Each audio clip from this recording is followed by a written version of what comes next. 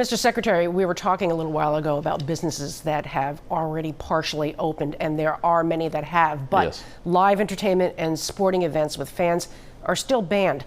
Do we have to wait for the vaccine to be widely administered before any of that happens? Well, I mentioned the phased approach to reopening. Phase 4, we're calling the new normal. And in that category, and we tried to be really careful about what would open up in each phase, but phase 4 does have arenas and large venues and other areas we thought that were the virus was a particular risk of transmission. Now, phase 4 is predicated on all of us getting through phase 3, doing the things we all can do, as I mentioned, this idea of shared responsibility. But in our view, phase 4 really is predicated on some kind of medical breakthrough, either a vaccine or a therapeutics to treat the virus. Now, I want to mention, as the economic secretary, as always, to talk about our great life sciences sector here in Massachusetts.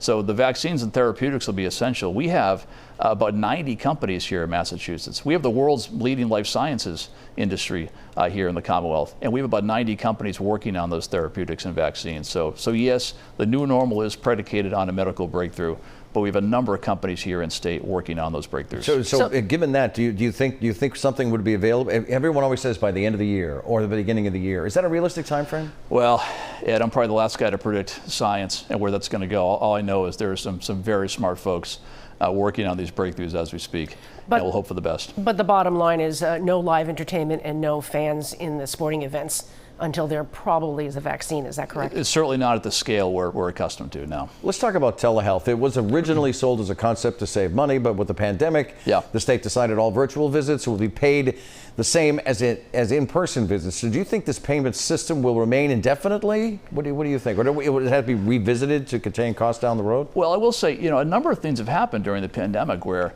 innovations that may not have been spurred otherwise, and telehealth is one of those. And so, personally, I could see a scenario where telehealth becomes part of that new normal. And I have to say, one of the great joys in this job is seeing innovation happen around the state. And we look around the state today, you look at the breakthroughs in life sciences people are working on, the breakthroughs in telehealth, and I also want to make note of what our manufacturers have done. We have something called the Manufacturing Emergency Response Team. 500 manufacturers have come forward to start making personal protective equipment, or PPE, really rally to the cause. So we've seen a number of industries innovate and rally to the cause in ways you couldn't have possibly predicted before the pandemic. But going back to the telehealth, originally the proposal or the concept was to save money overall for a healthcare system that was getting out of hand cost-wise. When this pandemic is resolved, if and when that ever happens, do you see going back to the original concept, which was fewer payments, less cost for telehealth visits as opposed to in-person visits?